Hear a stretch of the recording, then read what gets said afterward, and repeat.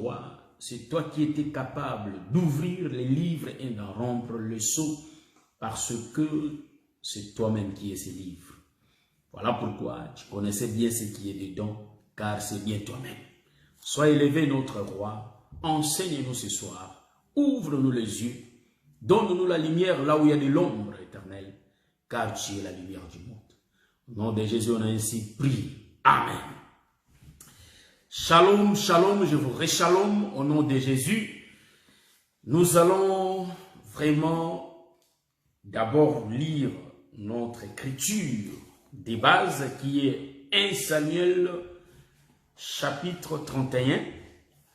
Nous parlons de l'amitié de David et de Jonathan, 14e partie. Et depuis qu'on a commencé notre sous-thème, donc nous avons sous-thème comme Saül, les types de l'eau de Noé qui tue le peuple. Voyez-vous, donc l'eau de Noé a épargné seulement quelques-uns. Et nous comprenons que cette eau de Noé, c'est ce qui a tué le peuple. Donc c'est le type de Saül qui a tué le peuple et il a épargné seulement les uns. Vous voyez que dans les Écritures, Dieu s'est fait que répéter. Nous lisons au nom de Jésus. Mais comme si nous allons lire vraiment tous les chapitres, hein, si je ne me trompe pas. Bon. Là, on a déjà lu jusqu'au 7e, pardon.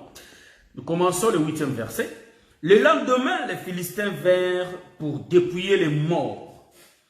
Ils trouvèrent Saül et ses 3 fils tombés sur la montagne de Gilboa. J'aime les Écritures, frère. J'aime ça. Sur la montagne de Gilboa. Ils coupèrent la tête de Saül et enlevèrent ses armes. Puis ils firent annoncer ces bonnes nouvelles par tout le pays des Philistins, dans le maison de leurs idoles et parmi le peuple. Ils mirent les armes de Saül dans la maison des Astartés et ils attachèrent son cadavre sur le mur de Beth-Shan. Lorsque les habitants de Jab en Galade apprirent comment les Philistins avaient traité Saül, tous les hommes se levèrent et après avoir marché toute la nuit, ils arrachèrent. Donc toute la nuit, les habitants de Jab faisaient que marcher. Voyez-vous, ils marchaient toute la nuit. Mais pour récupérer les cadavres, vous voyez ça déjà? Donc, où ils brûlèrent, donc je continue, hein, je reprends le verset 12. Tous les habitants, donc tous les veillants hommes se levèrent et après avoir marché toute la nuit, ils arrachèrent des murs de Beth-Shan les cadavres de Saül et ceux de ses fils. Puis, ils revinrent à Jab où ils les brûlèrent. Voilà. Ils prirent leurs os et les enterrèrent sous les tamaris à Jab. Et ils gênèrent 7 jours. C'est vraiment prophétique ça. C'est pourquoi nous disons, frères, la parole de Dieu, c'est prophétique. Vous voyez? Donc, nous sommes en train de parler des choses prophétiques. La Bible dit que tous les veillants hommes se levèrent et après avoir marché toute la nuit, ils arrachèrent des murs des murs de Beth-Shan, les cadavres de Saül et ceux de ses fils. Puis revinrent à Jab où ils les brûlèrent. Ils prirent leurs os et les enterrèrent sous les tamaris à Jab et ils gênèrent 7 jours. Amen. Donc, la fois dernière, dans notre épisode précédent, nous avons vu que on avait promis des choses qu'on va continuer aujourd'hui. Donc, le samedi passé, on a été dans un mariage de notre bien-aimé, l'apôtre Malou Kitoko. C'était à Liège, dans la province de Liège, en Belgique. Donc, on a été là-bas. Je crois que vous m'avez vu avec le docteur Katartizo. On a été avec lui. Donc, on avait passé un bon moment. Vraiment, le Seigneur nous avait bénis dans ces mariages. C'était bien passé. Donc, je salue le marié, l'apôtre Malou, ainsi que sa femme, la bien-aimée Perpétue. Que le Seigneur leur bénisse. Donc, bien-aimés, le samedi passé, on n'a pas été live à 19 h, mais aujourd'hui, on revient pour continuer notre enseignement. Vous voyez? Donc, dans ce thème, ça c'est le 14, c'est le 14e temps que nous partageons, c'est-à-dire au soir. C'est la 14e, voyez-vous, épisode de notre enseignement. Et nous disons qu'on a beaucoup à dire à ces thèmes, mais par la grâce de Dieu, on va d'abord répondre aux questions qui nous ont été posées. Donc, on nous avait posé la question de savoir combien de temps, sauf que je ne cite pas le frère, on nous avait posé la question de savoir combien de temps a duré l'arche de Noé pour sa construction.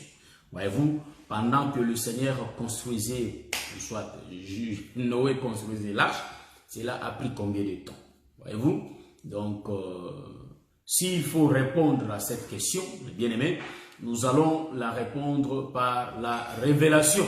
Voyez-vous, donc, parce que si nous lisons noir sur blanc, nous avons des réponses. Parce que le Seigneur avait visité Noé, lui avait parlé. Voyez-vous, mais on va toucher ça avec le temps. Nous saluons notre bien-aimée la sœur Liliana Santos. Que le Seigneur te bénisse. Donc, avec le temps, on aura des réponses à nos questions. Donc, combien de temps qu'a duré l'arche de Noé pour sa construction? Vous voyez? Donc, nous allons répondre à cette question par la révélation. Car nous sommes en train de présenter Jésus dans le parler de la révélation. Vous voyez? Donc ici, Dieu ordonna à Noé. Pour voir ces choses, il faut toucher Genèse chapitre 6. Donc en réalité, l'Éternel était à Noé. L'Éternel a parlé à Noé de construire l'arche. Et quand Noé construisait l'arche, c'était bien la recommandation qui était venue de la part de Dieu.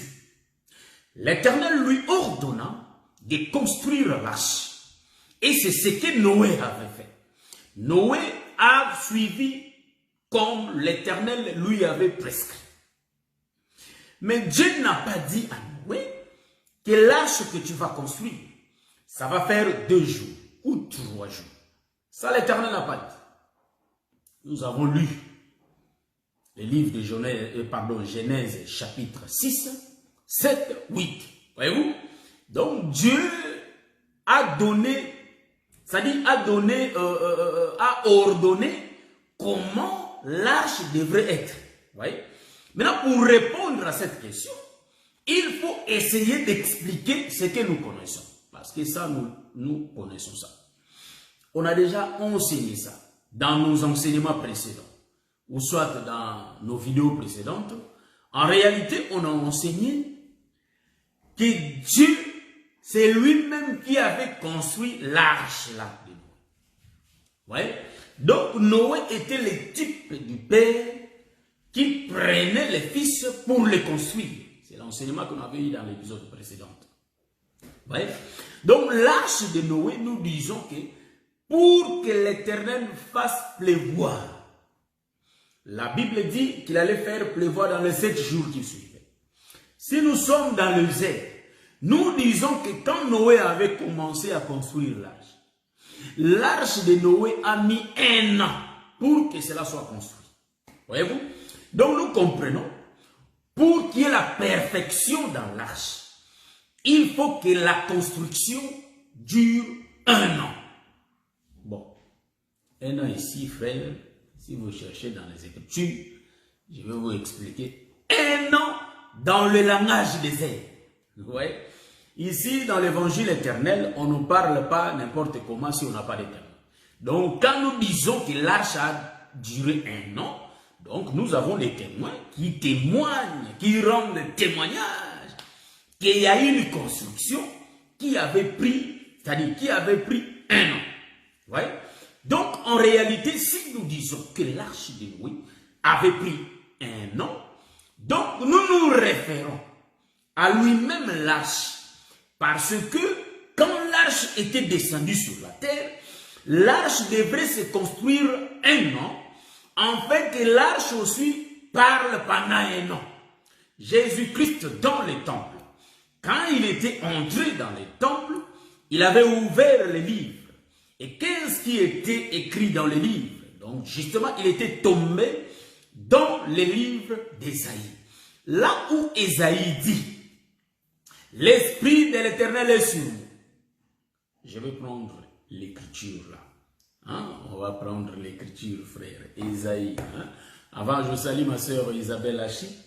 Que le Seigneur vous bénisse. Je prends d'abord les livres. Hein? Nous parlons combien de temps a duré l'arche de Noé pour être construite, pour que ça se termine. Vous voyez? C'est là où je vais entrer, c'est la question. On a aussi deuxième question, troisième.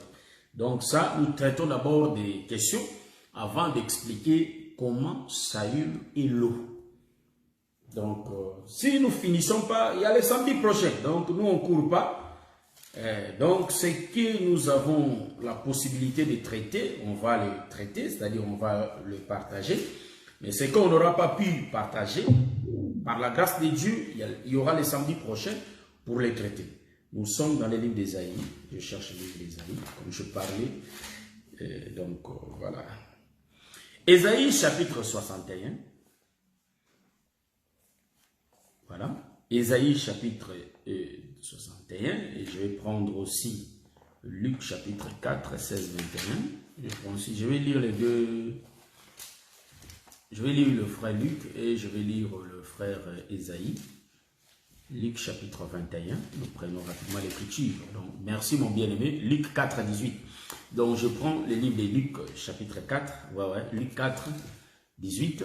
Que le Seigneur vous bénisse, mon bien-aimé Farid Lemoussi, parce que vous nous aidez rapidement, on retrouve l'écriture. Je lis d'abord Ésaïe chapitre 61, verset 1.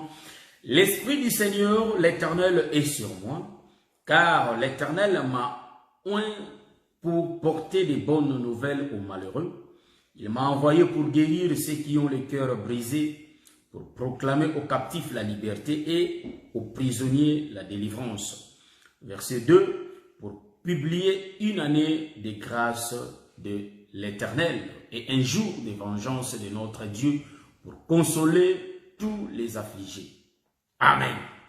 Donc, on a lu Ésaïe chapitre 61, le verset 1 à 2. Et maintenant, nous allons lire le livre de Luc chapitre 4, les versets 18. Lisons au nom de Jésus.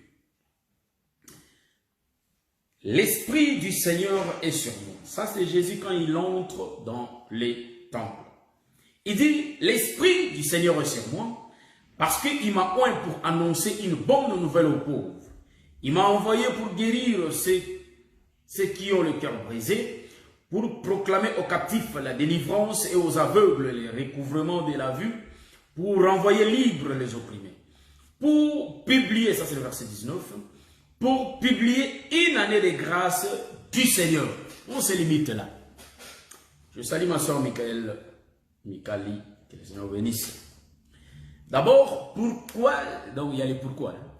Pourquoi j'ai d'abord lu Ésaïe avant de lire Luc? Il y a les pourquoi. J'aimerais, c'est-à-dire, j'ai seulement voulu dire, quand les prophètes parlent, c'est ainsi que l'eunuque éthiopien, connaissant ces choses, quand il faisait la lecture, il se posait des questions. Est-ce que les prophètes parlent pour lui-même ou bien les prophètes parlent pour quelqu'un d'autre? Est-ce que vous comprenez ce que je dis là? Est-ce que le prophète parlait pour lui-même ou bien le prophète parlait pour quelqu'un d'autre? Ça, c'était une question que l'eunuque éthiopien se posait. C'est ainsi que quand le diacre Philippe était auprès de l'eunuque éthiopien, il dit, comprends-tu ce que tu lis? Ma soeur Wanimila. Donc, je vous ai tous salué.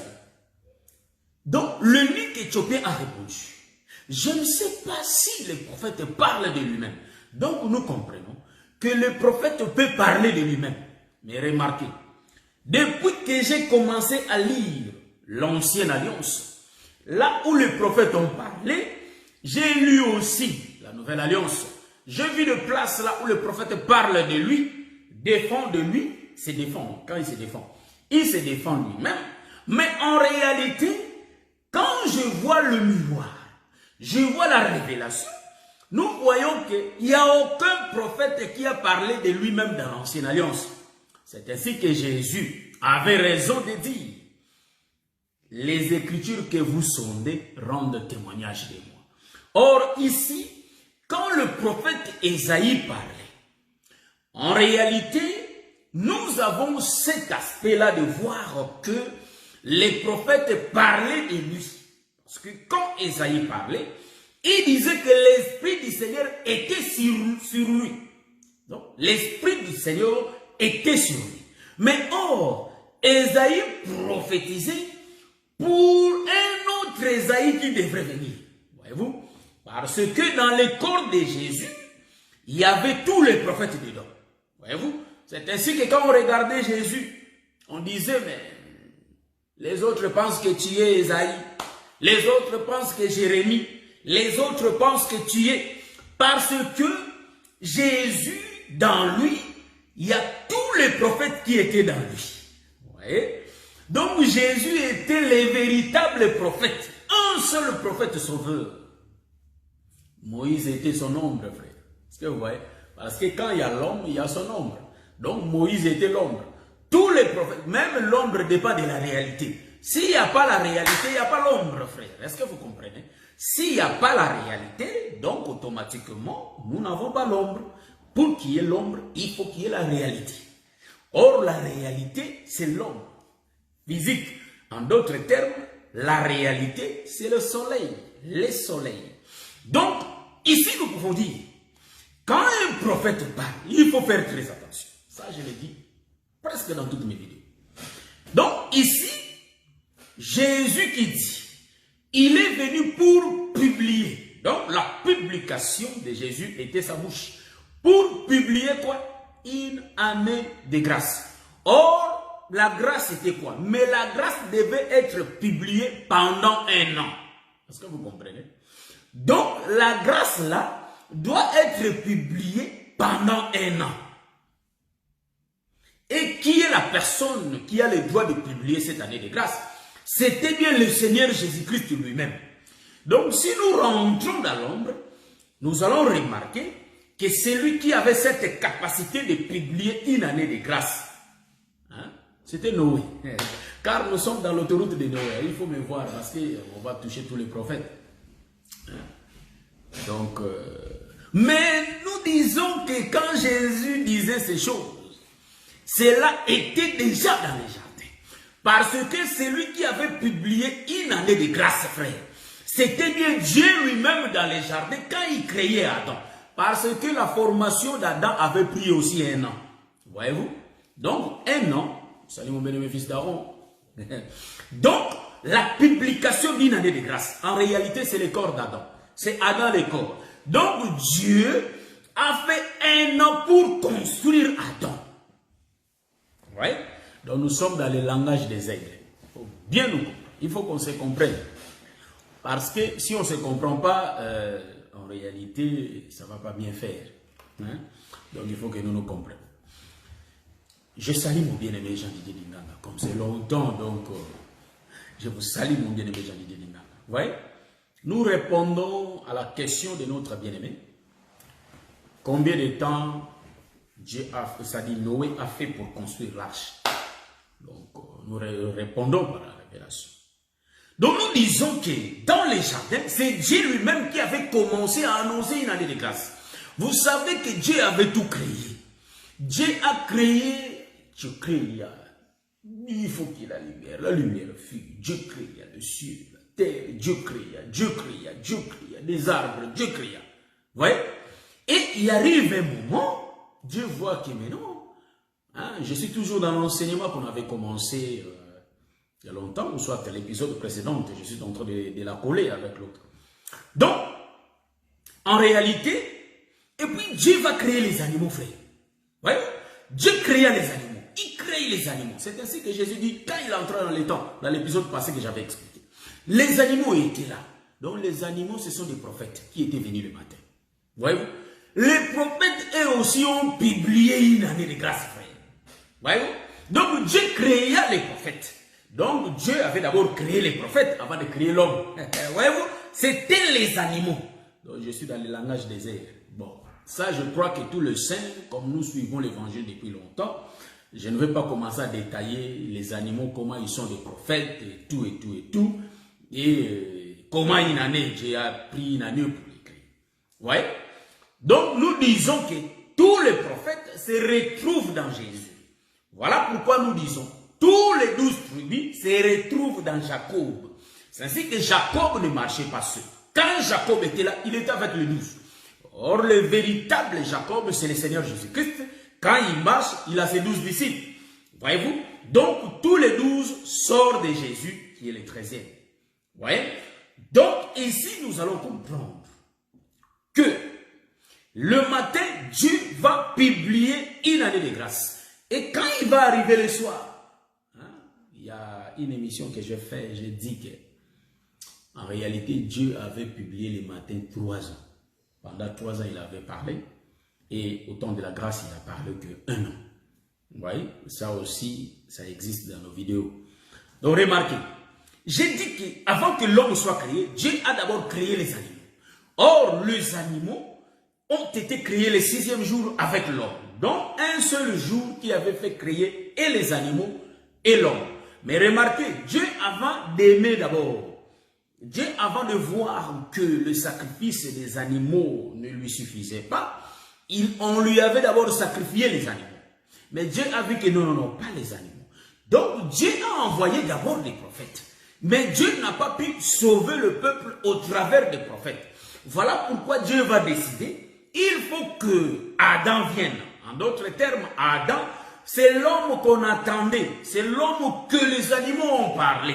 C'est l'homme que les animaux ont fait comme lui.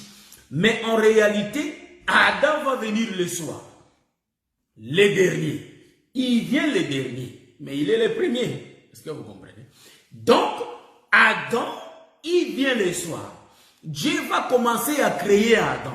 La création d'Adam va prendre 1 an. Donc, Adam a été créé pendant 1 an. Donc, pour que Adam soit construit, la publication a duré 1 an. Qu'est-ce qui a construit Adam? C'était le même de l'Éternel. Or, l'Éternel a 10 doigts, 2 bras. Voyez-vous? Donc, nous comprenons que ce n'est pas une seule alliance qui peut sauver le peuple. Il n'y a que 2 alliances qui peuvent sauver le peuple. L'alliance du matin et l'alliance du soir. Ça marche toujours en paix. Voilà pourquoi vous allez remarquer, Dieu a utilisé les 10 doigts, qui sont que 5, si ça s'associe. Voyez-vous? Si on associe les 2, ça fait que 5. Mais en réalité, à la loi et au témoignage, donc nous avons le 5 ministère. En d'autres termes, c'est le 5 doigts de Dieu qui construit Adam. Adam, c'est l'ombre de Dieu lui-même. En d'autres termes, Adam, c'est l'ombre de notre Seigneur Jésus-Christ qui sera construit pendant 1 an. Quand Jésus dit dans le livre d'Ésaïe qu'il va proclamer une année de grâce, en réalité, l'enseignement de Jésus va durer 1 an. Pourquoi? Parce qu'il est en train de former Jésus. Donc, c'est Jésus qui forma Jésus. Est-ce que vous comprenez? Donc, Dieu nous a créés. Ce n'est pas les animaux qui ont formé Dieu. Donc Dieu nous a créés. Hein, en d'autres termes. Mais Dieu s'est créé lui-même. Est-ce que vous voyez ça? Elohim. Vous voyez? Donc notre Dieu, il va former Jésus. Comment? Jésus va former Jésus. Pourquoi je l'ai dit? Parce que nous avons l'écriture qui dit que l'Éternel proclama l'Éternel. Hein? Donc, que le Seigneur nous soutiennent. Je salue mon bien-aimé, le docteur Adela Ndaye depuis le Canada. Que le Seigneur vous bénisse. Donc ici, vous allez comprendre, ce sont le doigt de l'Éternel qui a formé Adam. Or, Adam, c'est l'image de Dieu. Remarquons, Jésus va publier une année de grâce. En réalité, une année va parler de lui-même. Donc, dans les Écritures, il est question de Jésus. Donc, une année de grâce, c'est la proclamation de l'Évangile. Or, l'Évangile, c'est le Seigneur lui-même. Est-ce que vous comprenez ça? Vous voyez ça?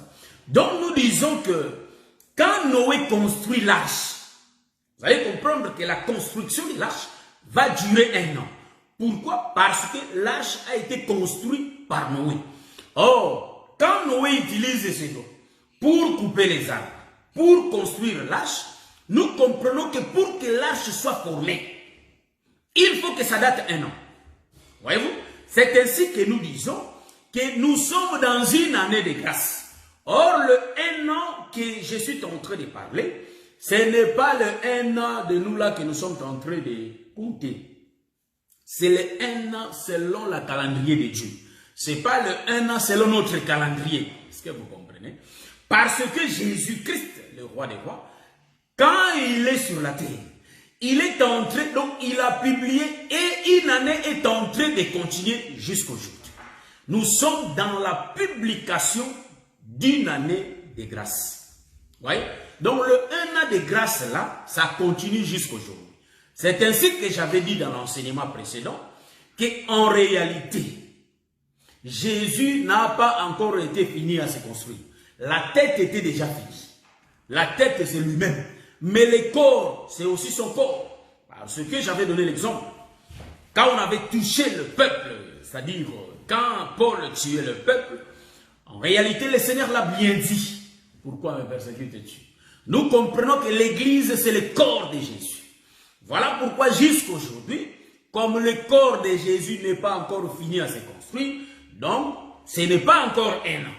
Nous sommes donc 1 an continue, donc une année de grâce continue encore, jusqu'à ce que le corps sera fini. Voilà pourquoi l'ombre nous fait voir déjà que le corps de Jésus va finir un jour à se construire. Hein? Parce qu'il y a les doigts qui construisent le corps de Jésus jusqu'aujourd'hui. Adam était fini à se construire. Quand Adam, en réalité, nous allons voir ça. Pour voir ça, il faut regarder Adam. On a déjà reçu des enseignements sur ça. Nous louons le Seigneur parce qu'il a utilisé ses serviteurs pour nous enseigner ça. Donc il faut que nous regardions Adam. Si nous regardons Adam, Dieu commence à construire Adam. Adam, c'est l'arche de Noé. Adam, c'est le Seigneur Jésus-Christ lui-même. En réalité, Dieu commence à construire Adam. Quand Dieu va finir, il va faire un mouvement. Il va souffler sur Adam, sur le narine d'Adam. Bon, ça, on nous a déjà prêché, mais vous savez que nous aimons prendre nos autoroutes. Vous voyez? Donc nous disons que le ministère n'a pas de point, frère. Hein? C'est ainsi que nous disons, Dieu nous parle dans plusieurs manières, et quand Dieu nous parle, il nous répète, mais d'une manière, tantôt d'une autre. Voyez-vous? On a été enseigné. Donc, quand Dieu finit de former Adam, de créer Adam, en réalité, nous comprenons que Adam, c'était le corps sur la terre. Et le Seigneur va venir récupérer les corps. Donc nous disons que quand une année de grâce sera accomplie, le Seigneur va venir. Or, quand le Seigneur vient, c'est le retour de notre Seigneur Jésus-Christ. Nous comprenons, c'est le souffle qui vient. Donc, le Seigneur, c'est le souffle qui va venir nous prendre. Est-ce que vous voyez ça? Donc, ici, nous comprenons qu'il va souffler. Quand il souffle dans les narines d'Adam, nous comprenons que c'est le Seigneur Jésus-Christ qui est venu prendre le corps qui dormait sur la terre. Donc, les corps qui étaient sur la terre, il faut que le corps s'élève. Quand Adam sera une âme vivante, il va s'élever. Quand il s'élève, donc, en d'autres termes, il quitte la terre. Voyez-vous, on a déjà reçu l'enseignement avec les hommes de Dieu. Hein? Donc, ça, nous louons cette partie. Donc, c'est l'enlèvement. Voyez-vous? Donc, nous disons que c'est déjà 1 an, le corps est fini de construire, alors que Jésus rentre. Donc, il vient pour prendre son église. Voyez-vous? Parce que le corps est déjà fini. Donc, il vient, il prend l'église. Parce que c'est déjà 1 an. Le corps est fini de se construire. Adam va s'élever. Quand il s'élève, nous comprenons que c'est l'enlèvement.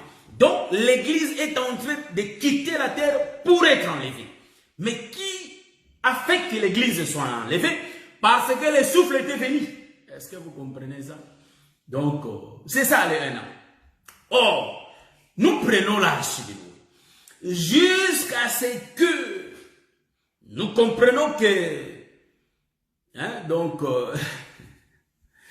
oh, oui, les docteurs, nous parlons aujourd'hui, nous avons les langages du prophète. Donc, en réalité, nous allons comprendre que Dieu de gloire, le Seigneur, il va utiliser Noé. Noé va construire l'arche jusqu'à ce qu'il va prendre le dernier bois de gaufret. Il va mettre dans l'arche. Le peuple va entrer. Et quand cela se fermera, vous savez, et ça nous connaissons, et l'arche doit être enlevée. Hein, parce que la pluie va venir.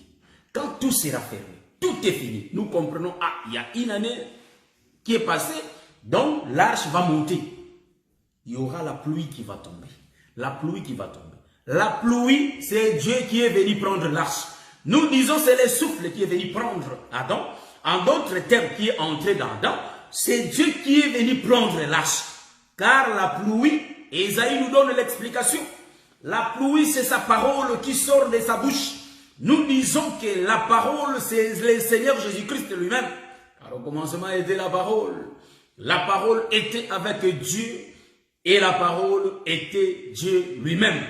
Donc, je crois que nous comprenons qu'on a bien vu que la pluie, c'est la parole qui est venue prendre. C'est le Seigneur Jésus-Christ qui est venu prendre l'arche pour rentrer avec l'arche dans le ciel. Est-ce que vous comprenez ça? Pour aller fêter avec l'arche. Donc, l'arche doit être fêtée. Donc, pardon, l'arche va fêter avec le Seigneur. Donc, l'arche, c'est le type de la femme. Or, remarquez, le type de l'église, c'est la femme, l'épouse. Voyez? Donc nous comprenons que l'arche étant l'épouse, l'arche doit être enlevée.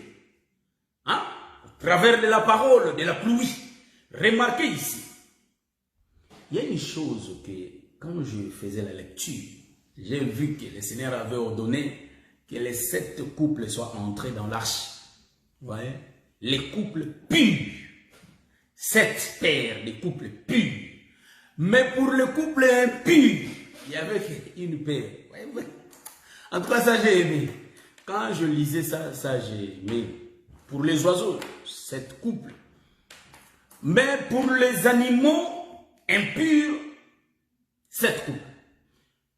Pardon, pour les purs, 7 couples. Mais pour les animaux impurs, un couple. Vous voyez?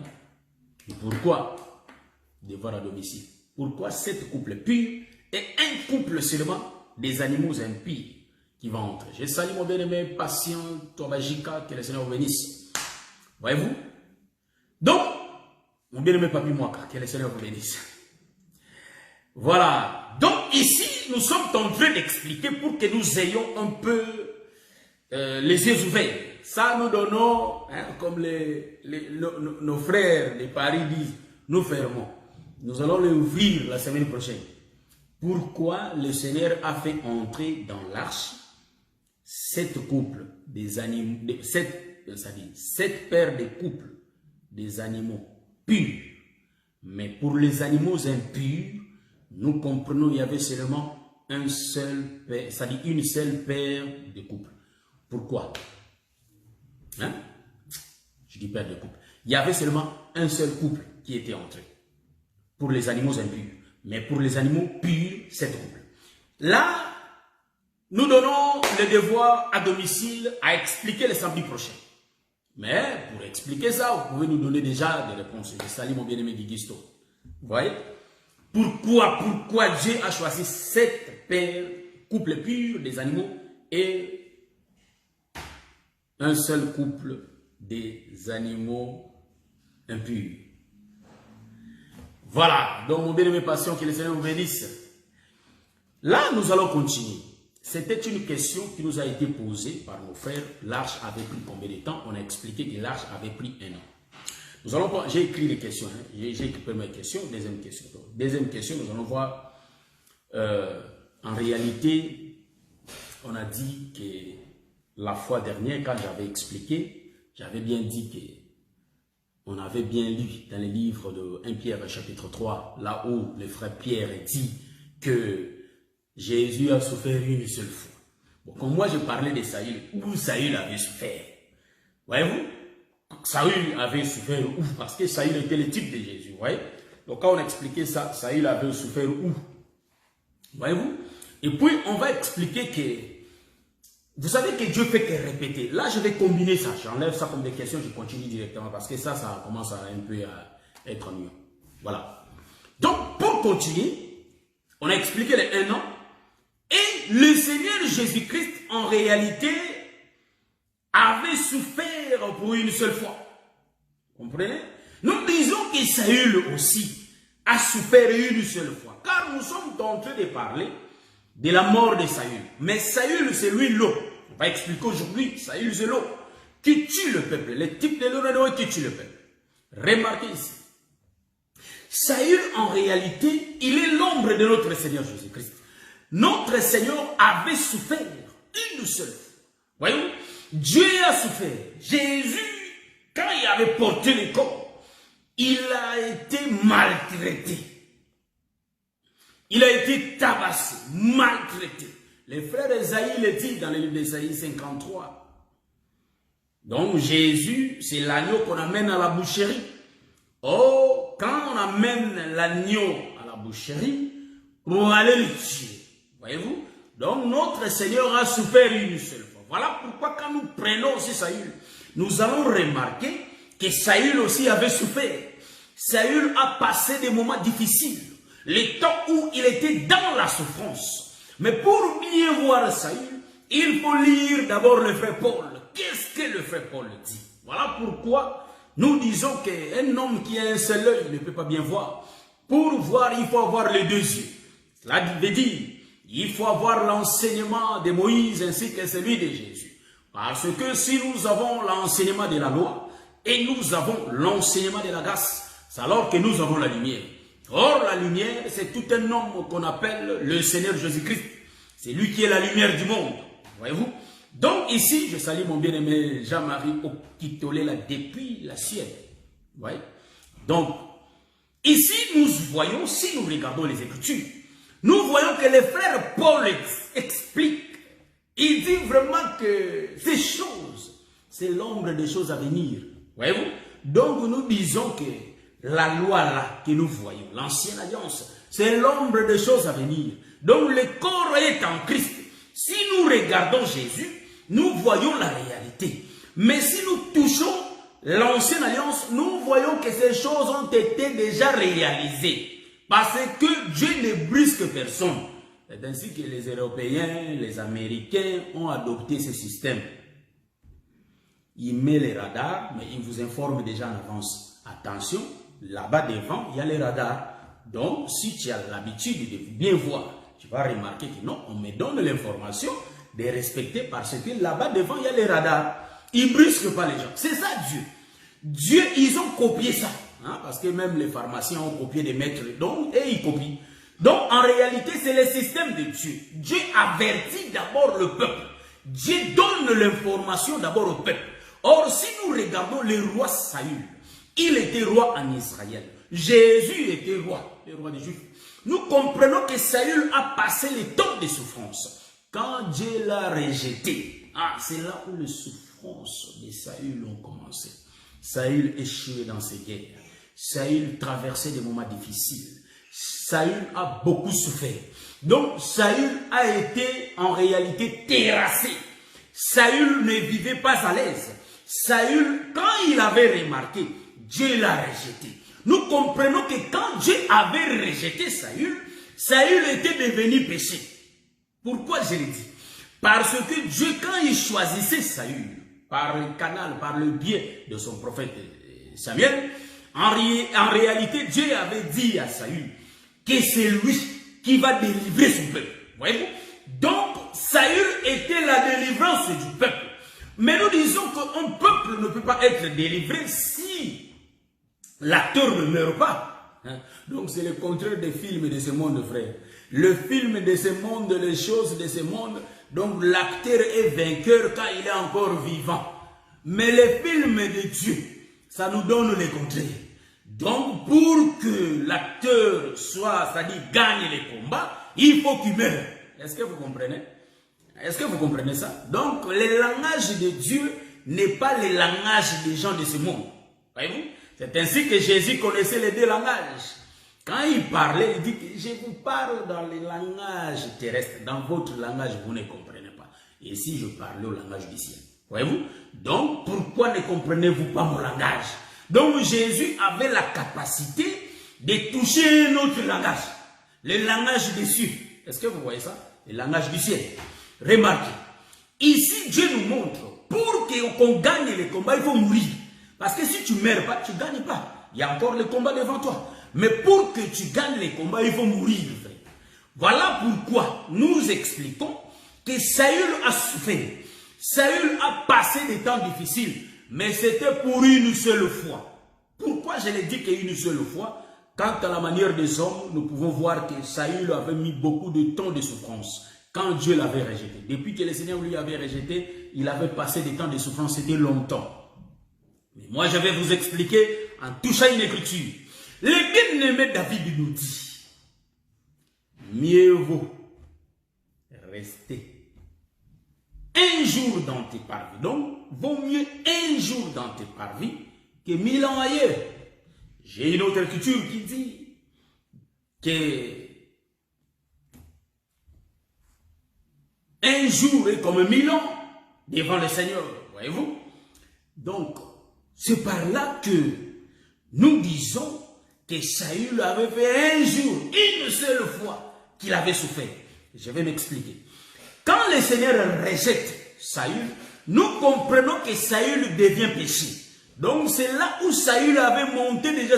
Donc Saül était déjà crucifié. Donc Saül était sur la croix. Quand Dieu rejette Saül, c'est alors que Saül commence à souffrir. Vous voyez? Donc les souffrances de Saül, il ne gagnait pas ces guerres.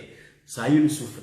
Il sentait que Dieu lui avait rejeté. Or, je vois dans l'écriture, il y a le Seigneur qui crie. Nous comprenons que l'écrit du Seigneur, c'est ça, Saül, rejeté. Donc, Saül était devenu péché. Dieu ne pouvait pas marcher avec Saül parce que Saül était devenu péché.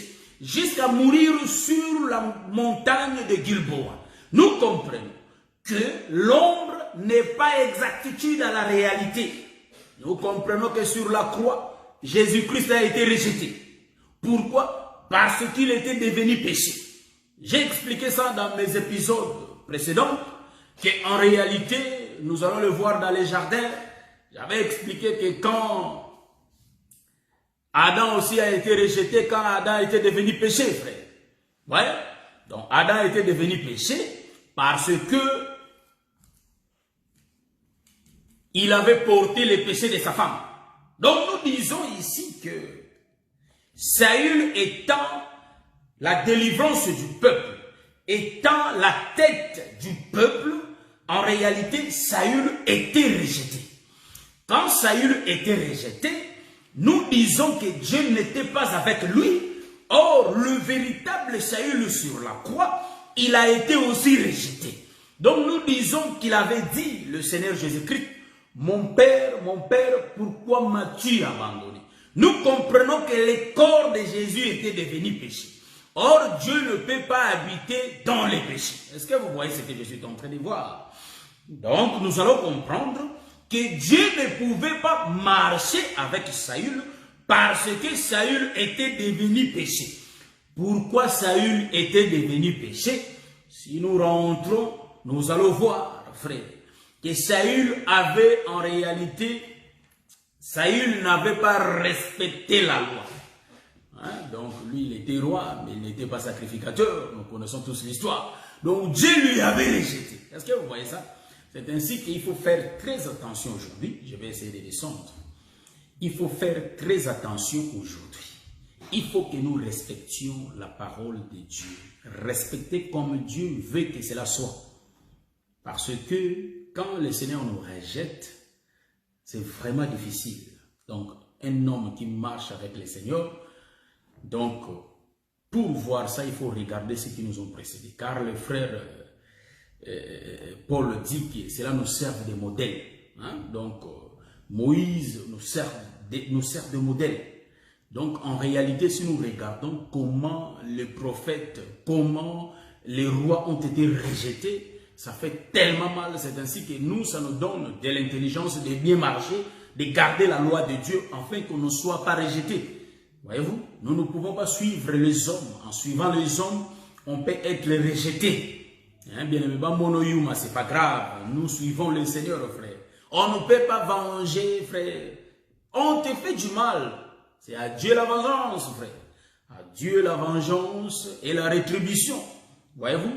Mais nous allons que regarder le Seigneur. Voilà pourquoi nous disons que, en regardant les hommes qui sont rejetés dans les Écritures, ils ne vivent pas longtemps, il faut qu'ils partent. Parce qu'ils ne peuvent pas vivre sans Dieu. Voyez-vous? Voilà pourquoi Saül, il avait vécu des moments difficiles. Il a souffert pour une seule fois. Est-ce que vous comprenez ça? Saül aussi a souffert quand Dieu l'a rejeté. Nous disons que 1000 ans, c'est un jour, frère. Quand Dieu l'a rejeté, Saül souffrait. Dieu l'avait rejeté. Vous connaissez l'histoire de Saül. Or, nous comprenons jusqu'à monter à Gilboa pour aller tomber.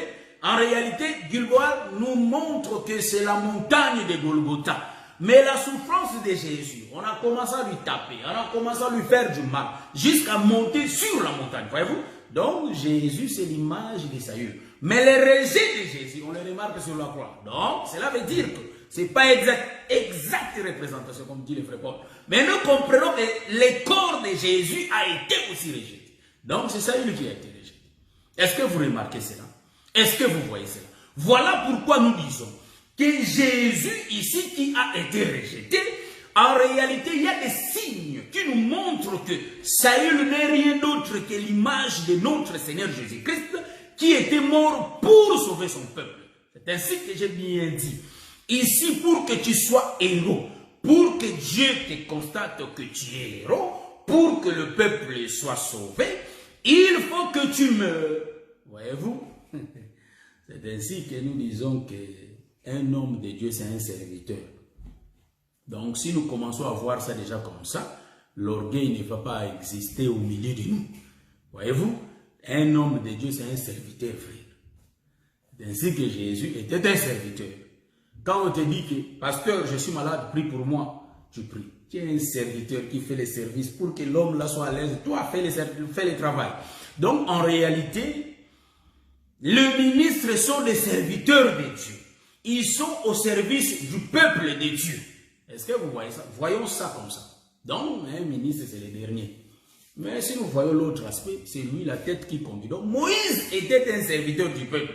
C'est ainsi que le peuple ne pouvait rien manquer. S'il manque quelque chose, il retourne vers Moïse. Moïse, nous voulons ça. Donc, il est obligé d'accomplir leur devoir. C'est ainsi que nous disons, les parents, ce sont les serviteurs des enfants. Donc, les parents doivent tout faire pour leurs enfants. Voyez-vous? Donc, c'est comme ça. Nous rentrons dans l'enseignement. Pour dire que c'est lui qui avait souffert une fois. Nous comprenons que l'arche de Noé aussi a souffert une seule fois, frère. Voyez-vous? Donc, Jésus a souffert pour une seule fois. Nous disons Gopher. Gopher, en réalité, c'est ça l'arbre de Gopher. Gopher, c'est ça l'homme. Mais Gopher a souffert, mais pour une seule fois, frère. On n'a pas construit l'arche deux fois. On a construit que l'arche une seule fois. C'est ainsi que, frère, il faut que nous profitons cette grâce de l'Éternel au milieu de nous. Je suis en train d'arriver dans l'enseignement. Profitons comme l'arche est encore au milieu de nous. Nous sommes la maison d'Obed-Edom. Profitons de tout faire comme l'arche est encore au milieu de nous. Il y aura un temps que l'arche va retourner. Donc nous allons voir ça avec Saül, frère. Car Saül, il est le type. Hein? Des types de Jésus. Voyez-vous? Comprenons ici. Saül meurt. Donc c'est la délivrance du peuple. Pourquoi? Parce que vous allez comprendre, j'ai bien lu l'Écriture, que dans l'arche de Noé, il y avait eu les animaux purs et les animaux impurs dedans. Voyez-vous? On a bien précisé qu'il y avait les animaux purs et les animaux impurs. Voilà pourquoi nous disons que l'arche de Noé, c'est le temple de Salomon. Là où Salomon savait qu'il y aura aussi un peuple impur, les étrangers qui vont entrer dans le tabernacle. Voyez-vous? Donc les étrangers qui vont entrer, Salomon voyait ça. Ainsi que nous disons, Dieu ne brisque pas les choses. Dieu avertit déjà. Dieu proclame déjà bien avant. Avant que la chose s'accomplisse, Salomon avait tout dit. Vous voyez? Donc, dans l'arche, en réalité, nous comprenons qu'il y avait les animaux purs et impurs qui étaient entrés dedans. Parce que quand on nous présente ça, on dit seulement que 7 couples purs, voyez-vous. Donc c'est la perfection. Nous disons Amen, c'est une bonne autoroute. Nous disons Amen. Mais aujourd'hui, on a lu noir sur blanc. Nous comprenons qu'il y avait aussi... Ça, je vais prendre l'écriture. Avant, je continue ma pensée. La pensée de Dieu qui est en moi. Avant que je la continue, je vais lire d'abord Genèse chapitre 6. Je prends le livre de Genèse chapitre 6. Je vais lire ça rapidement. On ne va pas tarder là-dessus parce qu'on a tellement beaucoup à dire.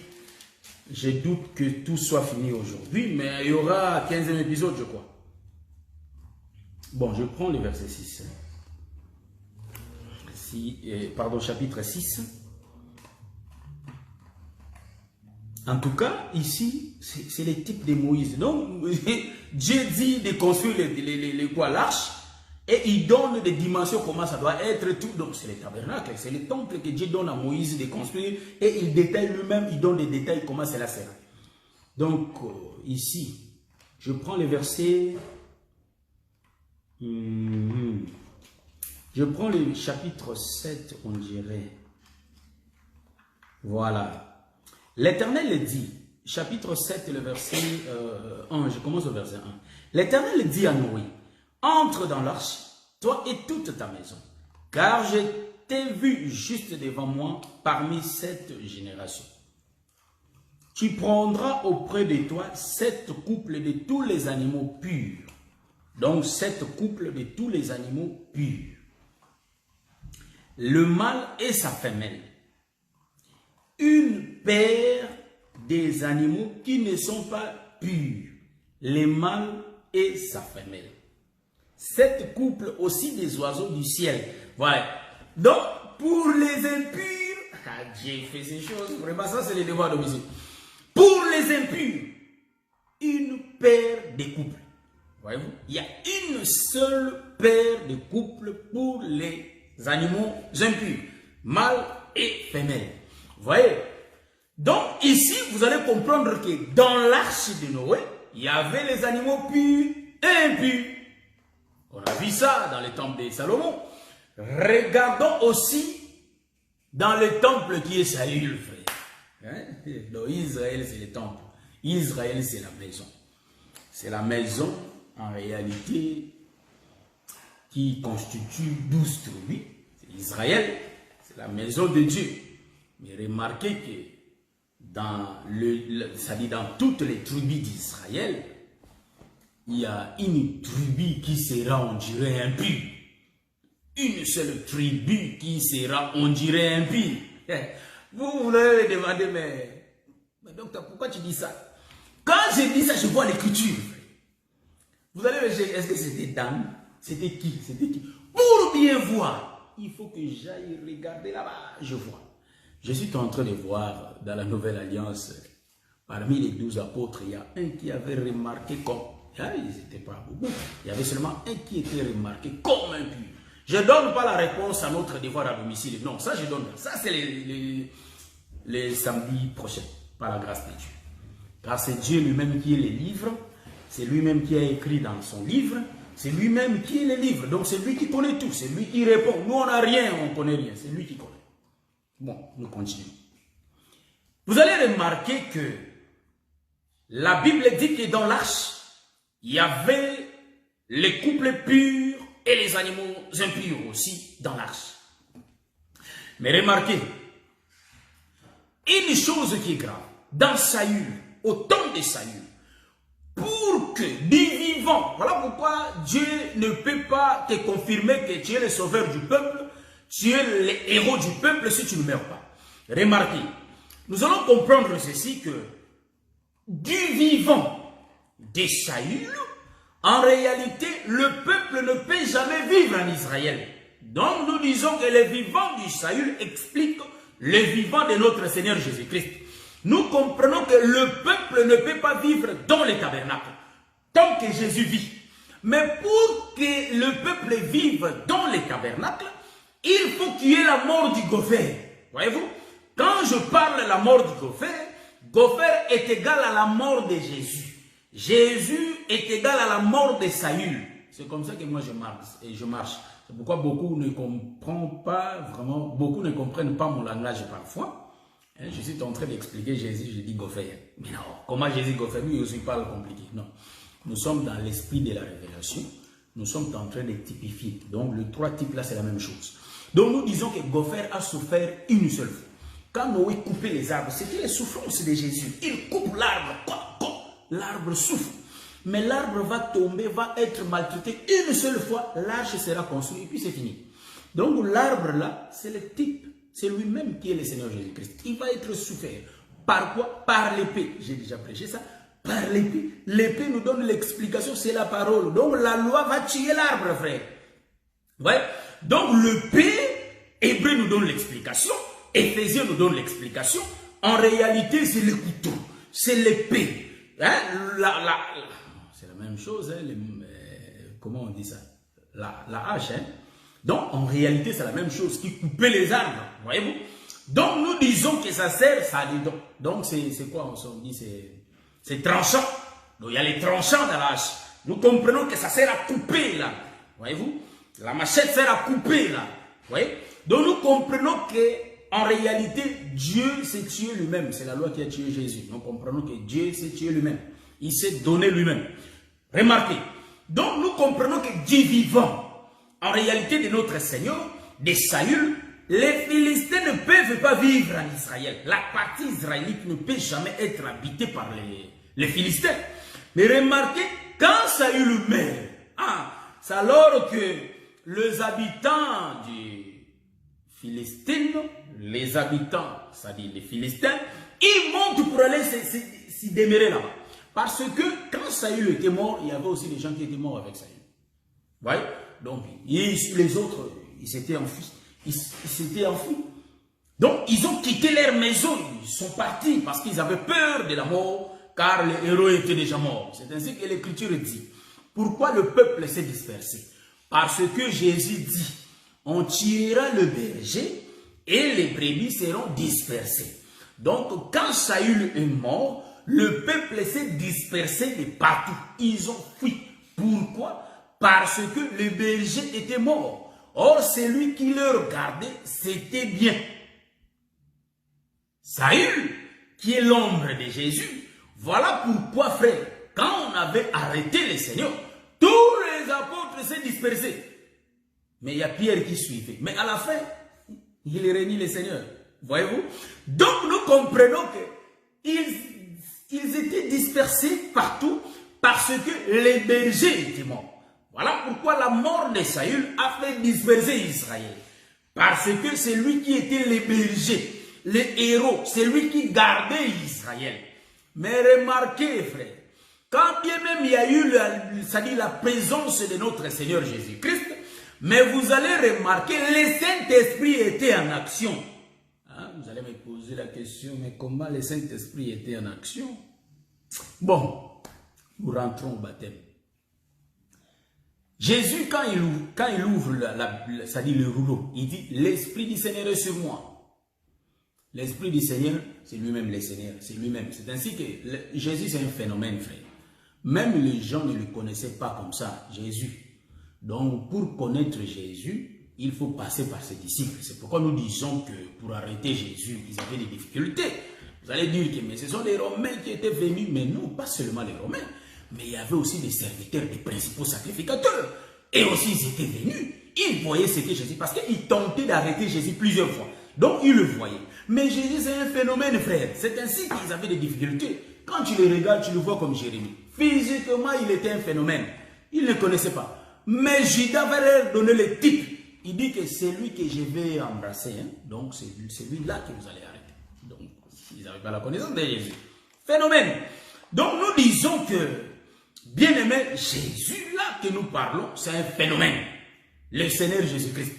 Remarquez. J'ai bien dit, pour rentrer, je suis en train de faire récapituler ma mémoire. Là où j'étais, je me suis limité pour rentrer là.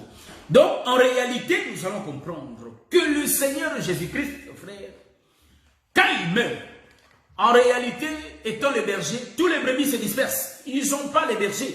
Donc nous comprenons que quand Saül meurt, c'est aussi les bergers. Donc tout le peuple se disperse. Voyez-vous? Et cela donne le droit de citer aux autres pour monter, pour venir s'asseoir. Pour vivre là-bas. Où? En Israël. Donc le droit de citer que Paul a dit. Donc c'était accompli. Ça, j'ai déjà dit ça. J'ai dit ça pour accomplir ce que je vais dire tantôt là. J'arrive. Pour dire quoi? Pour dire que tant que Saül vit, il y a les Philistins qui n'ont pas l'accès.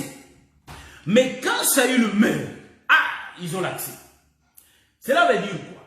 Cela veut dire que Saül, en réalité, va mourir. Saül qui meurt, mais remarquez, ce qu'on a fait à Jésus, on va le faire aussi à Saül. Donc l'ombre était déjà avec Saül. Vous savez que les corps de Saül va être discutés. Vous voyez? Parce que le corps de Jésus a été discuté.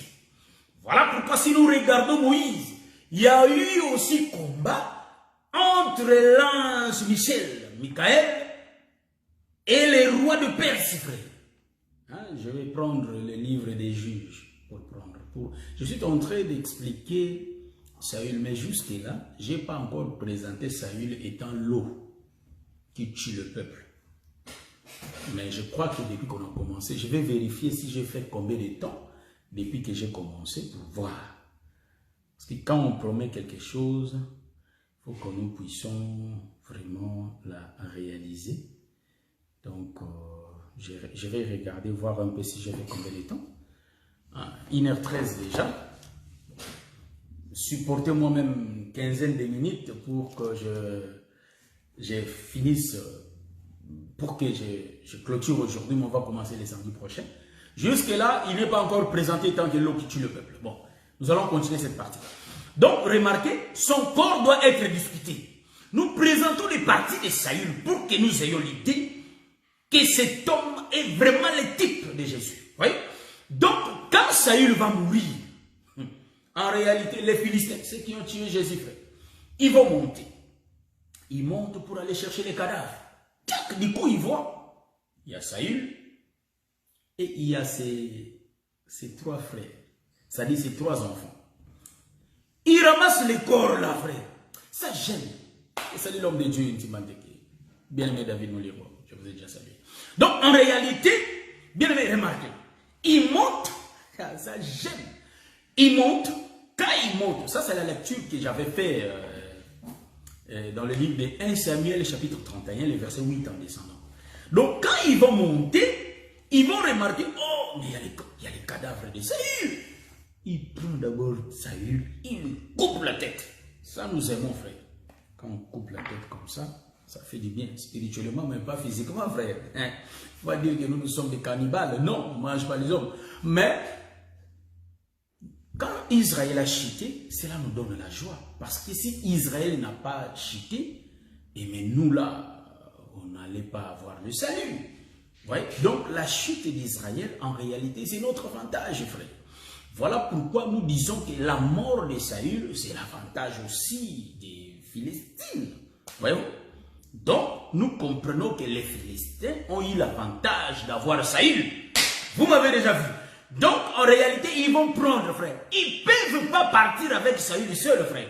Parce que s'ils partent avec Saül seul, en réalité, le peuple ne peut pas être sauvé. Est-ce que vous voyez ça? Donc, le peuple ne peut pas être sauvé. C'est ainsi que j'explique à l'Assemblée de Saint-des-Colonnes, à l'église de Saint-des-Colonnes. Je suis en train de donner un enseignement sur le baptême. Je suis en train d'expliquer. Ça, c'est une paragraphe que je prends. Paragraphe. Hein? Entre parenthèses, j'ouvre une entre parenthèse que j'explique.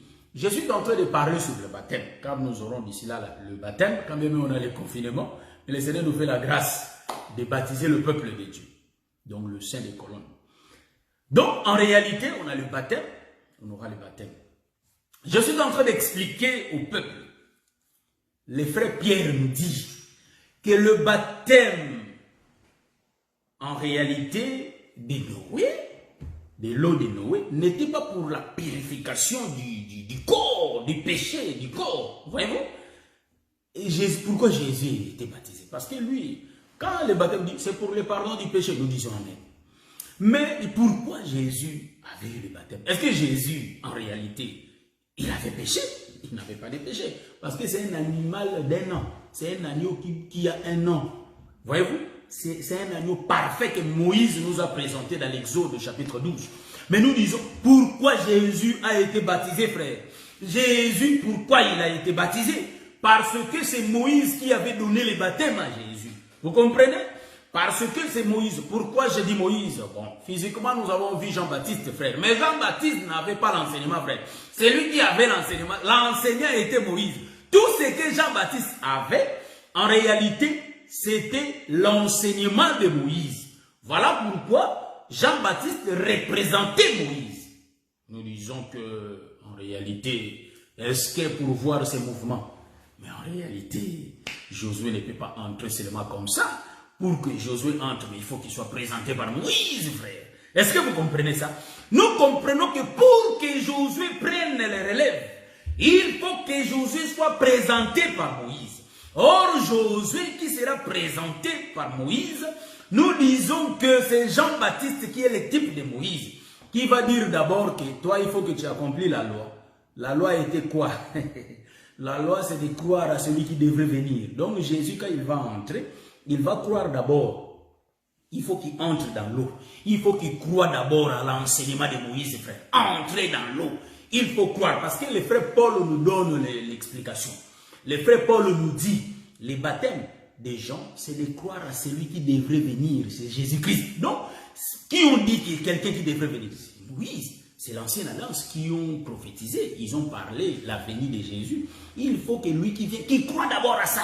C'est ainsi que Jésus va entrer d'abord dans l'eau pour que les Écritures s'accomplissent. Il va entrer d'abord dans l'eau. Il entre, il croit d'abord Moïse, frère. Parce que s'il ne croit pas à Moïse, ça sera difficile pour que le peuple soit sauvé. Donc, pour que le peuple soit sauvé, Ésaïe 8:20, à la loi et au témoignage. Donc, c'est lui qui donna la loi, c'est Moïse. Donc, Jésus avait la loi. C'est ainsi que Jésus, il avait dit, je ne suis pas venu à abolir la loi, mais je suis venu à accomplir. Donc Jésus a d'abord cru à la loi et il a complété la loi pour que le peuple soit sauvé. Est-ce que vous me voyez?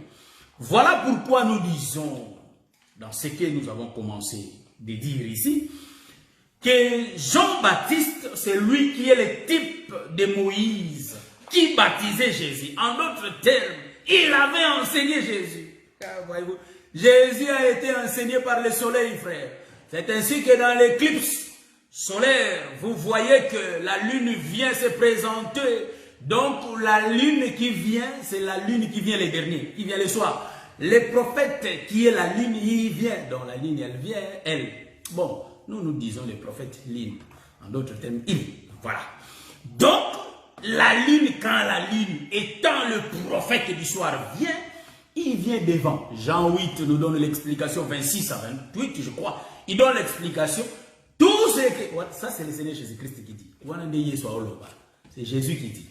Je salue mon bien-aimé frère François. S'il va venir peut-être en retard ou il ne sera pas là, que le Seigneur le bénisse. Là, c'est le Seigneur Jésus-Christ qui dit.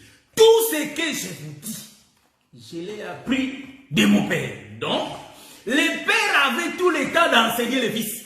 C'est la lune qui se présente devant le soleil. Donc, le soleil est là. C'est la loi qui est en train de tourner. Mais le soleil, la lune vient devant le soleil. Il reçoit l'enseignement pour donner au peuple. Voyez-vous? Donc, nous changeons les sacerdoces. Nous rentrons maintenant au temps du soir. Là où nous remarquons que la lune a été enseignée par le soleil. Donc, nous disons que la lune n'a pas de lumière. La lumière de la lune, en réalité, elle le prend au soleil. Donc, le soleil finit d'enseigner et la lune continue. Donc, Jésus, quand il descend dans l'eau, là, nous comprenons que Jésus, en réalité, a cru à l'enseignement de Moïse, frère.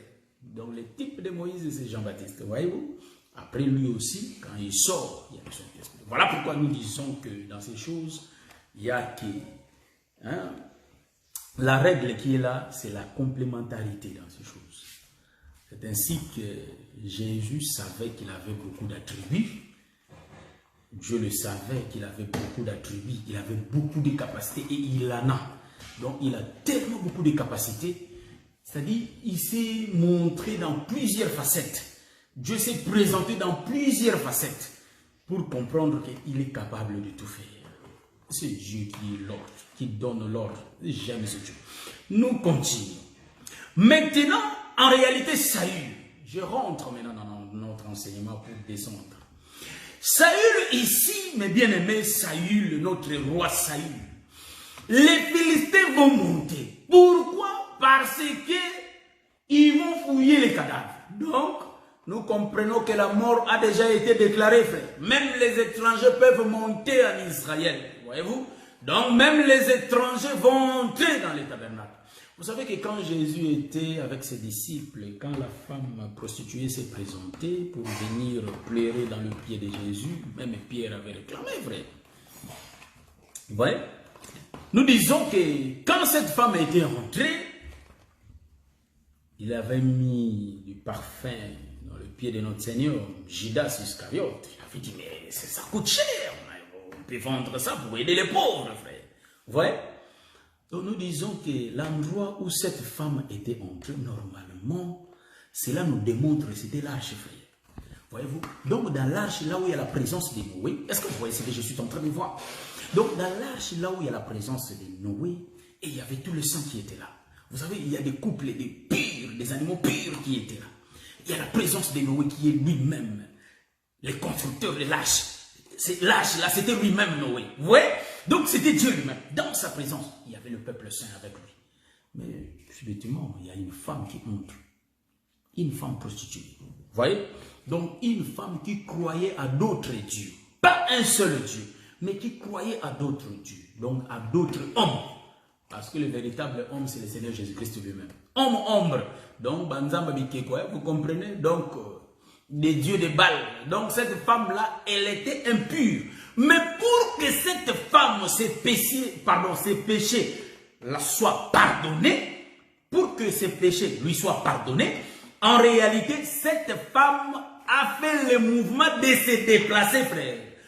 Elle a quitté l'endroit qu'elle a été et elle était montée jusqu'à entrer là où Jésus, dans la tente là où Jésus était. Vous voyez? Donc, moi, je vais l'expliquer comme ça. Les Philistins, ils vont quitter leur pays pour monter à Gilboa. Quand ils vont monter à Gilboa, pour aller dépouiller, en réalité, il va aller dépouiller les cadavres. Vous voyez? Ils vont prendre des cadavres. Ils ne peuvent pas prendre Saül seul, mais il faut qu'ils prennent aussi ses trois fils. Pourquoi les Philistins ne vont pas, c'est-à-dire ne vont pas prendre seulement Saül, mais les Philistins vont prendre et le roi Saül et ses trois enfants. Rendez-vous le samedi prochain pour donner la réponse. Pourquoi l'animal impur, c'est-à-dire une paire de couples des animaux impurs, mâle et femelle, étaient entrés dans l'arche. Je vais expliquer pourquoi les Philistins n'ont pas seulement pris Saül seul, parce que le roi était Saül, mais pourquoi prendre aussi ses enfants? Quand ils vont prendre, pour aller les maltraiter bien là, voyez-vous? Après, qu'est-ce qui devrait venir? Donc nous disons aussi que de même qu'ils ont fait à Saül, ils ont fait dans d'autres prophètes, ils ont fait ça aussi au Seigneur. Sauf que ce n'est pas l'exacte représentation. Que le Seigneur vous bénisse, je crois par la grâce de Dieu, nous sommes dans l'arche, frère. Or, dans l'arche, on mange les herbes. Donc, en réalité, Noé a donné la provision. Voyez-vous, la provision, c'est l'évangile, frère, que nous sommes en train de manger. Et étant les enfants de Dieu, que nous affectionnons pas aux choses de ce monde. N'affectionnons-nous pas aux choses de ce monde, frère, mais affectionnons-nous aux choses du ciel, qui est l'évangile, qui est Christ. Voyez-vous? Donc, si nous aimons trop ce monde, frère, si nous aimons plus ce monde, frère, voilà pourquoi il nous voit prier, mais en nous, il y a beaucoup de trucs qui ne passent pas, qui ne correspondent pas, parce que on donne trop l'attention. Donnons trop l'attention à notre Seigneur Jésus-Christ. Regardons plus l'agneau sur une perche. Regardons plus le serpent sur une perche, l'agneau sur une perche. Regardons l'homme sur une perche qui est le Seigneur Jésus-Christ et tout le reste tombera seul. Ça tombera. Donc si, bien aimé, je l'avais dit les samedis passés, la délivrance c'est un processus, c'est une procédure. Et en marchant, bien aimé, faisons attention. J'ai déjà beaucoup parlé, faisons attention et respectons vraiment les Écritures, car le Seigneur regarde lui-même dans nous.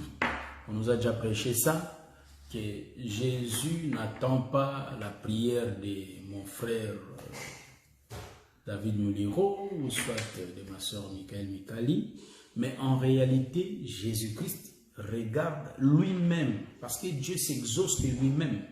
Bien aimé, on peut prier le Seigneur, mais le Seigneur regarde lui dans nous.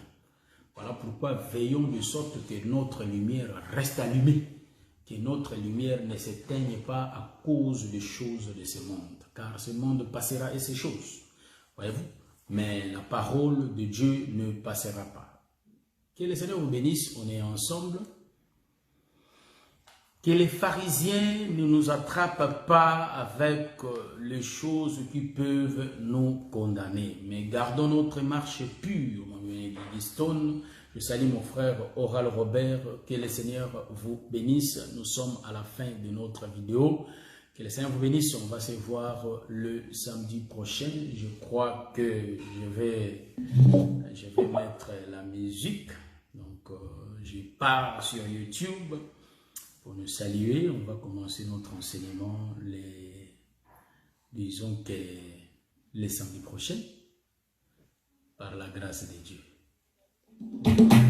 Lokole ya Siona, Bokoko ya Basa, Maboko no bete la Kanani, gloire à Jésus. Où est l'Éternel? Où est le national? Avec Jésus et les armes. Avec des on va répondre à nos questions.